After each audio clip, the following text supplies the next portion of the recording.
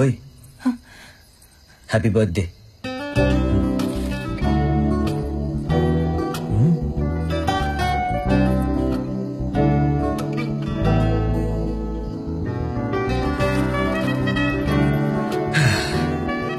ஒரு பொண்ணு முன்னாடி ஃபர்ஸ்ட் டைம் நிக்கிறேன்.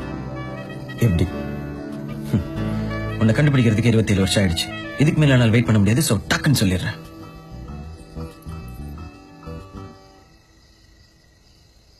நான் உன்னை லவ் பண்றேன்.